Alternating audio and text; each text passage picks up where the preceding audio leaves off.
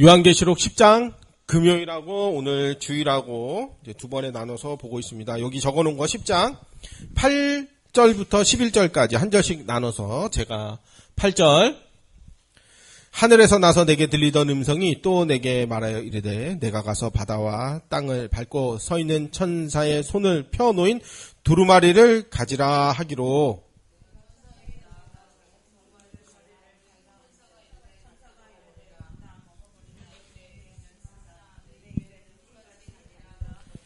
내가 천사의 손에서 작은 두루마리를 갖다 먹어버리니 내 입에서는 꿀같이 다나 먹은 후에 내 배에서는 쓰게 되리라. 백성과 나라와 방언과 임금에게 다시 예언하리라 하더라. 아멘. 저 10장 1절부터 7절까지는 이제 엊그제 금요일 저녁에 보았고요. 그게 이제 저 유튜브 녹음 파일을 유튜브에 올려놨고요.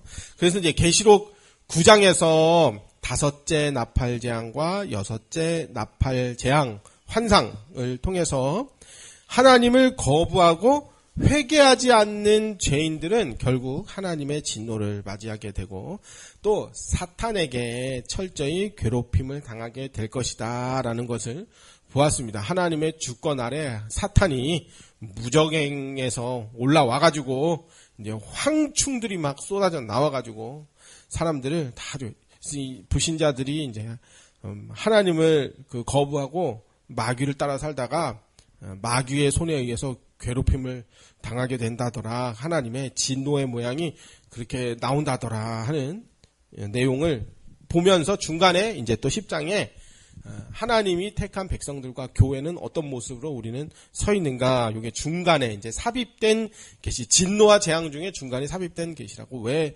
중간에 자꾸 재앙 시리즈만 계속 나오지 그러질 않고 중간에 교회 이야기, 14만 4천 이야기, 이런 이야기 왜 나오느냐 하면 계속 이렇게 혼내키는 얘기만 되면 나도 혼나나? 나도 회초리 들고 선생님 오면은 나도 손 내밀어야 되나요? 나도 맞아야 된다고?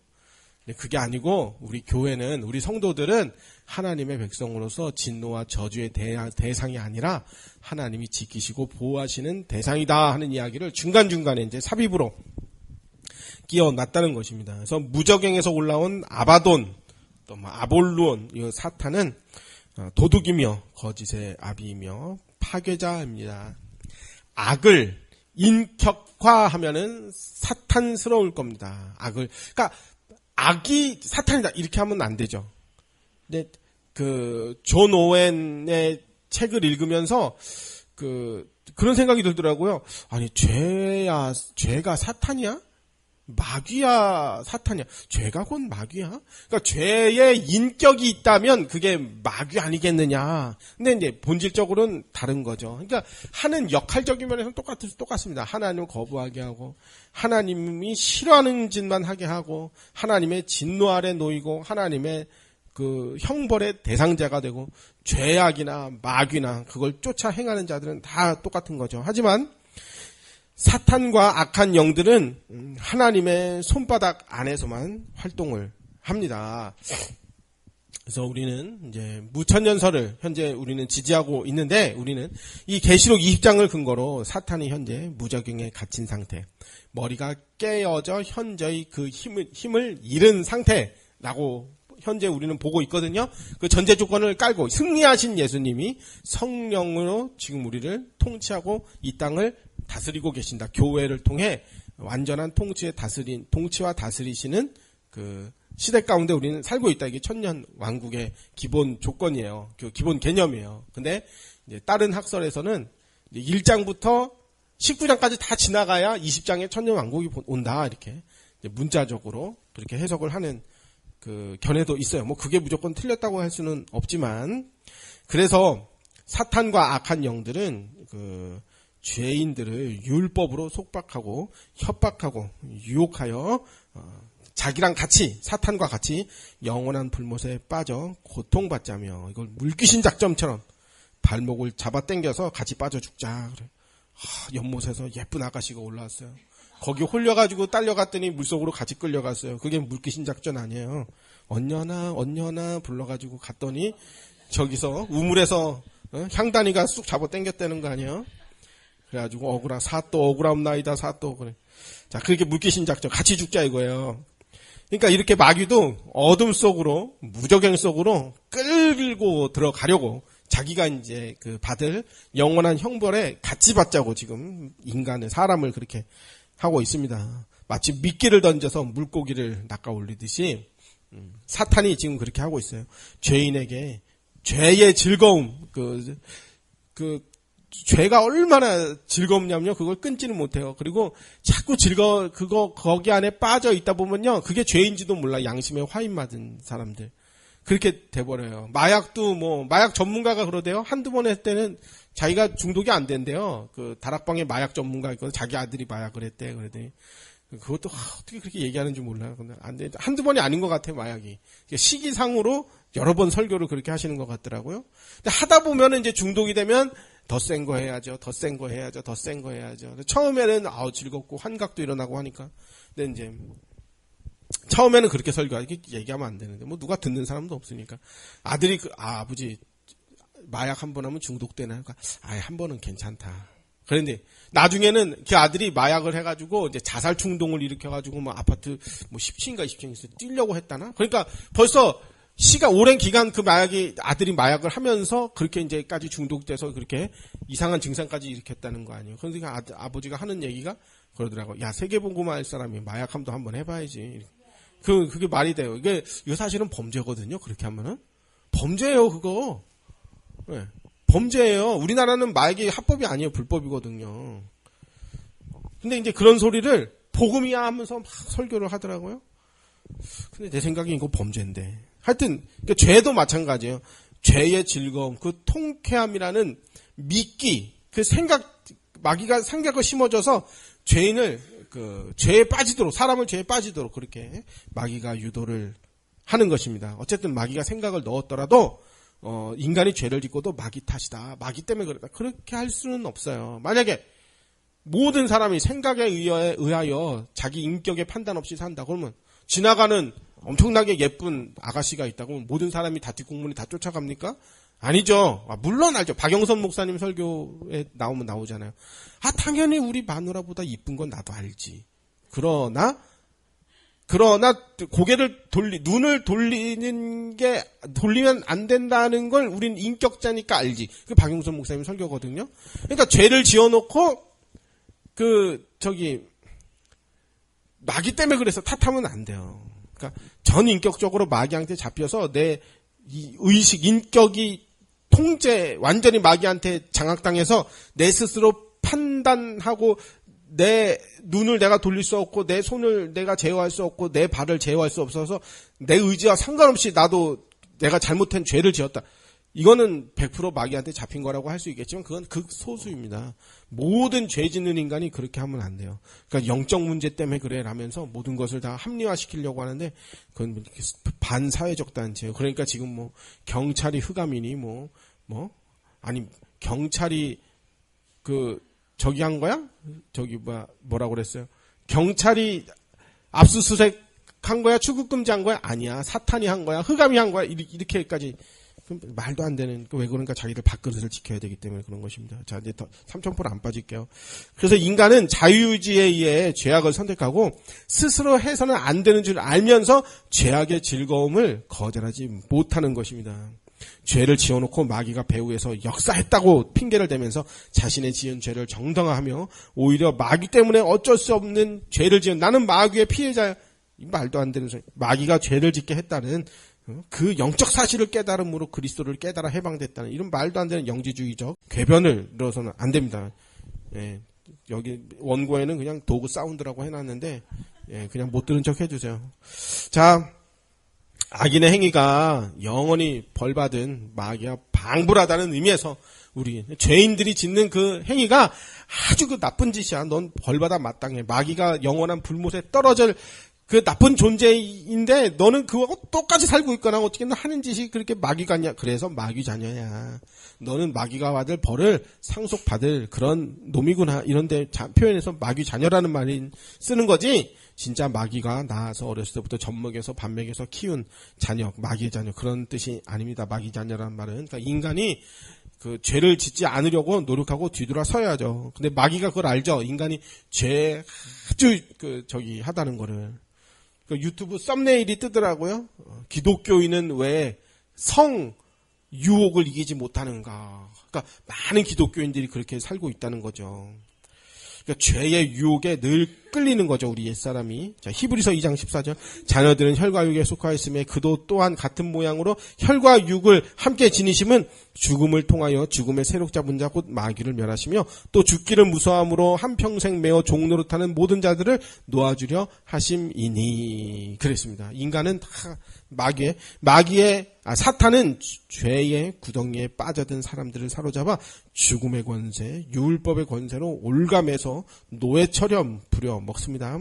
따라서 지금 마귀는 어두운 무적행 속에 갇혀 있다고 할 수 있겠지만, 그 권세가 현저히 꺾여 있다고 할 수 있겠지만, 그럼에도 공갈, 협박, 그리고 여러 유혹을 통해서 수많은 사람들로 하여금 스스로 어둠 속으로 찾아 들어가게끔 만들어서 자기 종으로 삼고 부려먹는 짓을 마귀가 지금도 하고 있다 볼 수 있겠습니다. 하나님은 인간이 스스로 죄의 낯을 즐기며 하나님을 거부하고 어둠의 일들을 행한 그런 죄인들이 회개하고 돌아오기를 하나님이 기다리십니다. 당장 하나님은 구원 얻기로 작정된 수가 다 차기까지 이 땅을 쓸어버리지는 않으시겠지만, 당장 다 어떻게 7장 그냥 한 방에 다 쏟아버리면 되잖아요. 근데 구원받기로 작정된 자들이 있기 때문에 그래요. 언젠가 때가 차는 날에는 예수님의 영광스러우심과 위엄이 가득한 모습으로 예수님이 하나님의 심판을 행하시려고 이 땅에 다시 오는 날이 반드시 옵니다. 그때 예수님은 만왕의 왕, 만주의 주로 오시는 거예요. 다 그 앞에 어미와 그 영광과 그 앞에 다 무릎을 꿇고 제발 살려달라고 울게 될 거예요.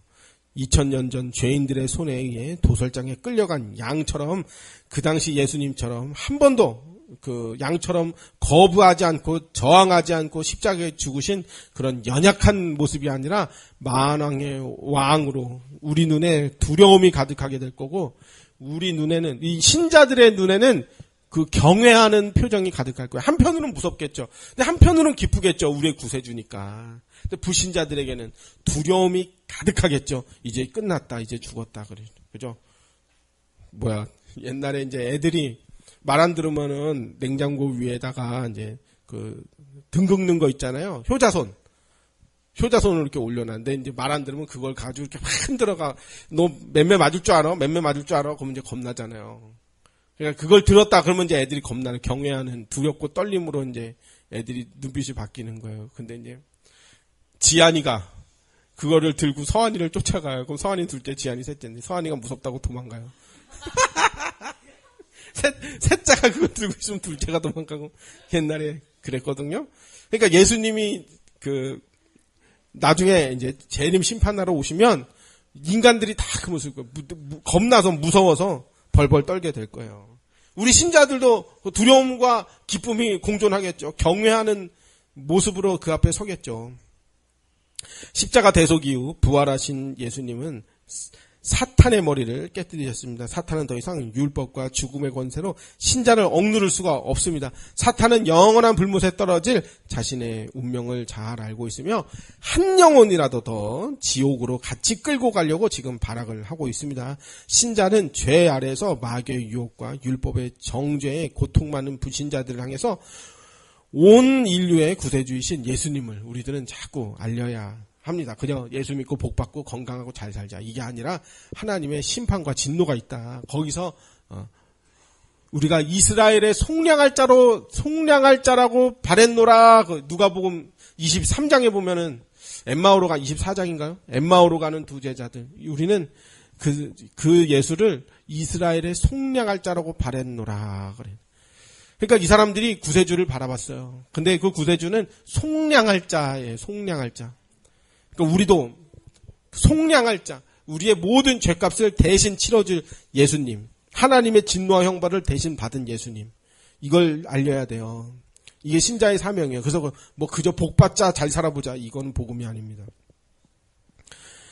자, 8절. 하늘에서 나서 내게 들리던 음성이 또 내게 말하여 이르되 내가 가서 바다와 땅을 밟고 서 있는 천사의 손에 펴놓인 두루마리를 가지라 하기로 9절에 내가 천사에게 나아가 작은 두루마리를 달라 한즉 천사가 이르되 갖다 먹어버리라 내 배는 쓰나 내 입에는 꿀같이 달리라 하거늘. 그래서 이제 계시록 10장 8절부터 11절까지는 오늘 주 내용은 성도와 교회가 갖는 어떤 종말론적인 사명을 말하는 내용으로 하나님이 주신 말씀을 전하는 선지자적 사명이 있다. 근데 그 말씀이 복받아라가 아니라 우리는 하나님의 진노와 재앙이 있다. 그래서 복음은 뭐냐면 진노를 피하는 거예요. 하나님의 재앙을 피할 수 있는 그 이스라엘을 그 백성을 속량하실 자. 그래서 8절에 보면 하늘로부터 요한에게 음성이 들려와요. 내가 가서 바다와 땅을 밟고 섰는 천사의 손에 펴놓인 두루마리를 가져라 이렇게 했습니다. 이 음성을 듣고 요한이 천사에게 나아가 작은 두루마리를 달라 요청하자 천사가 갖다 먹어버려라 내 배는 쓰나 입에서는 꿀같이 달리라 이렇게 얘기했습니다. 그러니까 이 얘기대로 그 순종했더니 실제로 책을 먹으니까 내 입에는 꿀같이 달았지만 먹고 난 후에는 배에서 쓰게 되었습니다. 그럼 이제 이 두루마리가 뭘까? 계시록 5장에서부터 6장에서부터 예수님이 복민을 떼시는 그 두루마리가 그러니까 이 두루마리가 어떤 두루마리일까? 그러니까 예수님이 떼시는 그 두루마리인가? 그건 아닌 것 같아요. 그러니까 여기에 대한 정확한 어떤 답을 찾지는 못했어요. 그러니까 예수님이 그 재앙을 직접적으로 그 재앙이 쓰여진 예수님이 어린 양이 떼는 그 두루마리인가?는 아닌 것 같아요. 그러니까 아마 우리 각자에게 교회에게 나누어 주시는 두루마리, 복음, 그러니까 전도지라고 생각하면 될 것 같아요.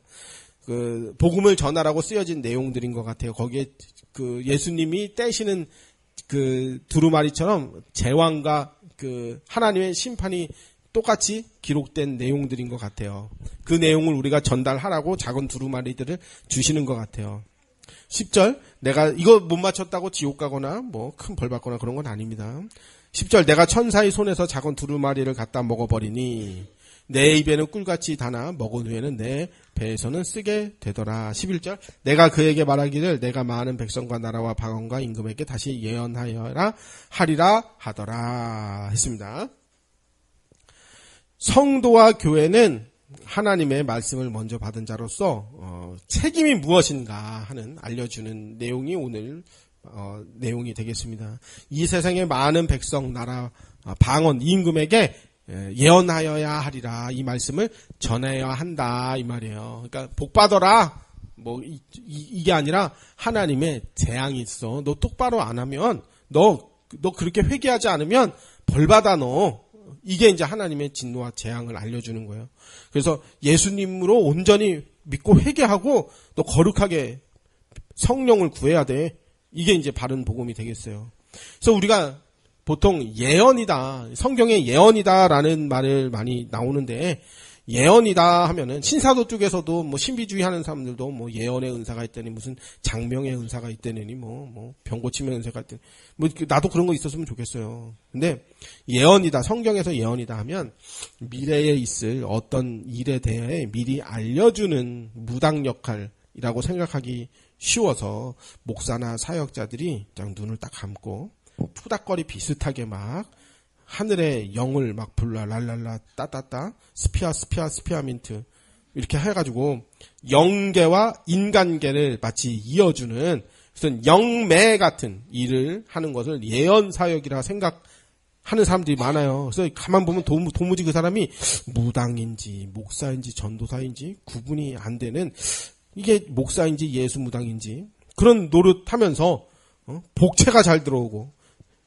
또 맞아요, 또 그러면 또 이제 소문이 나요. 영험한 목사, 이름 잘 짓는 장명의 은사가 있는 목사, 삼신 할머니처럼 불임 부부 임신 도와주는 능력 있는 불의 종 목사, 또 바람난 남편 집에 돌아오게 해주는 신통한 목사, 뭐 기도의 종, 불의 종, 뭐 이렇게 소문이 나면 이제 교회 부흥에 유익이 된다고 생각하니까 이런 기도원이나 전도 훈련, 영성 훈련에 이런 그 능력 받으러 다니는 그런 은사 사역자들, 예언 사역자들, 성령 담당 사역자라면서 이상한 표현을 쓰는 그런 걸 예언이다. 우리 이거 성령 사역한다, 예언 사역한다. 그건 이제 성경에서 말하는 예언이라는 거는 그게 아닙니다. 이거는 이제 기독교가 무속화돼 가지고 이렇게 변질되는 거고요. 한자로 보면 예자가, 그러니까 우리나라 옛날에는요, 우리는 지금 가로로 글자가 써 있잖아요. 옛날에는 세로로 글자가 써 있었는 성경이 있었어요. 세로로. 옛날에 우리 집에 있었어요. 근데 이 세로 글자 성경에는요, 옛날 신문처럼요, 한자로 중간중간에 한자가 들어있었어요. 한문이. 한글 성경인데 한문이 중간중간에 들어있어요. 거기 보면 예언을요, 예자를 맡길 예자를 썼어요. 그러니까 미리 예자도 있지만 맡길 예자도 썼어요. 그러니까 예금, 예탁처럼 하나님의 말씀을 먼저 받은 자들을 예언자, 선지자, 전도자다. 그렇게 할 수가 있다는 것입니다. 물론 미래를 미리 알려준다는 그 표현도 예언이다라는 말이 맞겠지만은 우리는 이렇게 바른 그 신학 사상 안에서는 이제 이렇게 보는 것입니다. 하나님이 우리에게 주신 말씀, 맡겨진 말씀, 그것을 이제 알려주는 것이 예언이다. 그래서 에스겔 2장 8절부터 3장까지 보면은 너 인자야, 내가 내게 이르는 말을 듣고 그 패역한 족속같이 패역하지 말고 내 입을 벌리고 내가 내게 주는 것을 먹으라 하시기로. 지금 계시록에 나온 내용하고 똑같잖아요. 먹으래요. 말씀을 먹으래요. 두루마리를 먹으래요. 계시록에서. 근데 말씀을 먹으래요. 9절 내가 보니 보라 한 손이 나를 향하여 펴지고 그 안에 두루마리 책이 있더라. 똑같죠. 그가 그것을 내 앞에 펴시니 안팎에 글이 있는데 그 위에 애가와 애곡과 재앙의 말이 기록되어 있다. 그러니까 그 두루마리에 써 있는 내용이 뭐냐면 애가와 애곡과 재앙의 말이래요. 3장 1절 또 그가 이르시되 인자야 너는 발견한 것을 먹이라. 너는 이 두루마리를 먹고 가서 이스라엘 족속에게 말하라 하시기로 내 입을 벌리니 그 두루마리를 내게 먹이시며 그 두루마리를 먹었더니 3절 내가 이르시되 인자야 내가 내게 주는 이 두루마리를 내 배에 넣으며 내 창자에 채우라 하시기에 먹었더니 그것이 내 입에선 달기가 꿀 같더라 했습니다. 그러니까 에스겔은 요한과 이 똑같은 비슷한 경험을 먼저 했었습니다. 하나님은 에스겔에게 두루마리를 먹으라고 했습니다. 두루마리 안팎에 글이 써 있는데 애가 애곡 재앙의 말이었습니다. 이것을 먹으니까 그 맛이 입에서는 꿀같이 달았어요. 근데 이때 하나님의 말씀하십니다. 이스라엘 백성들에게 가서 하나님의 말씀을 전하라. 근데 선지자 에스겔뿐만 아니라 선지서에 많이 들어있는 내용이 뭐냐면 너 알려줘. 근데 걔들이 말을 안 들을 거야. 이런 표현들이 굉장히 많죠. 그러니까 두루마리를 먹는다는 의미는 듣든지 아니 듣든지 전해야 할 책임을 맡았다. 그러니까 그들이 안 들어요. 그러니까 내가 배가 써요. 입에선 단데 배가 아파요. 그들이 안 들어요. 내가 그걸 전함으로써 내가 무시도 당하고 고난도 당하고 멸시도 당하고 복음 전하면서 제일 힘든 게 뭔가요? 무시당하는 거예요. 그게 제일 힘들잖아요. 하나님의 말씀을 전하는 것, 애곡, 재앙, 애가의 말씀을 전하는 게 바로 교회가 이 땅에 존재하는 이유가 되겠습니다. 그죠? 예수 믿고 부자 되어 잘 먹고 잘 사는 응답만 받아 누려보자. 복음은 누리는 거야. 이건 복음이 아닙니다. 10절 계시록 10장 10절 내가 천사의 손에서 작은 두루마리를 갖다 먹어버리니 내 입에서는 꿀같이 다나 먹은 후에는 배에서 쓰게 되리라 했습니다. 요한이 책을 먹었더니 입에서는 달지만 배에서는 쓰게 되었다고 하는데 이는 하나님의 말씀을 맡았을 때 경험하게 되는 내용들이에요. 우리가 이런 그 내용들을 경험한다는 거예요. 먼저는 하나님의 말씀이 달다라는 경험을 우리가 먼저 하게 돼요. 하나님의 말씀은 생명을 주시는 말씀이며 거룩하고 선하신 뜻이 기록된 말씀입니다. 하나님의 말씀은 기쁨을 주고 어두운 인생길에 빛과 등이 돼서 인도해 주는 귀한 말씀이에요. 시편 119편 103절 주의 말씀의 맛이 내게 어찌 그리 단지요 내 입의 꿀보다 더 단이다. 하나님의 말씀이 단맛이래요. 말씀을 가까이 하고 늘 하나님과 동행하는 사람은 이해할 수 없는 단맛을 경험하며 삽니다. 우리가 성경 읽기 이제 한 번씩 하면은 읽다 보면은 이게 이런 뜻이구나. 근데 그거를요 메모를 안 하면은 다 그냥 지나가는 것 같아요. 그때 메모를 하면 좋을 것 같은데. 자, 오늘도 읽으면서, 야, 이게 이런 뜻이네. 야, 이게 지금 상황에 이런 거네. 이런 생각도 들고, 야, 이건 누구 들으라고 있는 말씀이네. 이런 생각도 들 때가 있잖아요. 적어놔야 되는데. 그러나 이단에서는 목사의 설교가 한 주 동안 성취될 부적 잡듯이 한 강단 말씀의 권위를 높여 설교 우상화, 목사 우상화를 다 그렇게 빌드업해서 만들어놨습니다. 거룩한 하나님의 말씀을 거짓 교회로 만드는 미신적 도구로 활용해서는 안 돼요. 하나님의 말씀이 이렇게 권위 있고 영혼을 살리고 귀한 말씀이라고 해서 그거 말씀을 전하는 목사가 그걸 활용해가지고 자기 우상화를 완성해서는 안 되겠죠. 또 잠언 16장 24절 선한 말은 꿀송이 같아서 마음에 달고 뼈에 영약이 되느니라. 하나님은 선하시기에 하나님의 말씀도 선합니다. 신자에게 마치 로얄 젤리 같은 달고 영양가 있는 하나님의 말씀에 순종하며 사는 신자의 인생 중에 때론 쓴맛도 경험할 수가 있어요. 하나님의 말씀대로 살면 세상적 기준으로 볼 때 우리가 세상적으로 외면당하기일 수도 있고 낮아질 수도 있고 버림받은 바울과 같이 찌끄러기 같은 찢기같이 될 수도 있고 외로움과 좌절을 경험할 때도 있습니다. 왜냐하면 그들이 생각하는 어떤 성공이라는 기준, 세상적 가치 기준을 쫓아서 살질 않으니까 외면당하고 그들로부터 좀 분리되는 경우도 있고 죄악의 길에 우리는 서지를 않잖아요. 죄악으로 가득한 이 세상은 하나님의 거룩성을 용납하지 않으려고 하기 때문에 은근히 미워해요. 어렸을 때 같이 신나게 놀던 친구 있어요. 맨날 그냥 회심하기 22살까지 맨날 같이 하루에 한 번씩 만나서 일주일에 7일 동안 둘이 만나서 쓴 음료수를 맨날 먹었어요. 근데 이제 제가 이제 그 친구랑 지금은 필요할 때 한 번씩 봐요. 그래도 불신자 친구들 중에 제일 많이 봐요. 이제 애들 책 사러 갈 때 그 친구가 이제 책방을 하거든요. 그럼 우리 애들 거 많이 챙겨줘요. 근데 항상 이제 개인적으로 전화를 하면 그래요. 슬슬 놀려요. 너는 네가 무슨 속물이지 네가 뭐냐? 맨날 그래요. 한편으로는 서운도 하겠죠. 지랑 안 놀아주니까.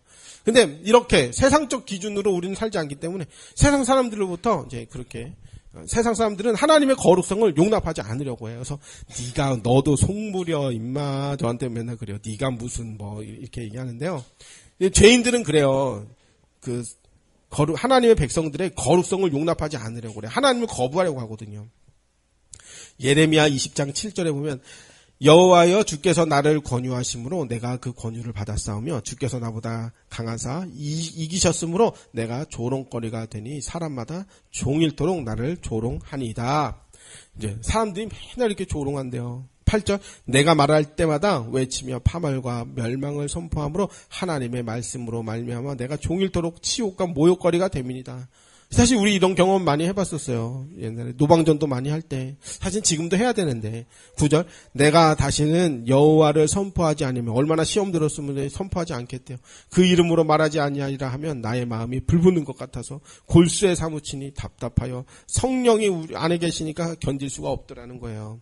예레미야 15장 16절에 말씀을 먹을 때 기쁨과 즐거움을 경험했다고 합니다. 그러나 말씀을 전하려고 할 때는 조롱을 당했대요. 여기에서 쓴맛을 경험해요. 우리 성도들이 교회가 이런 일들을 날마다 경험하죠.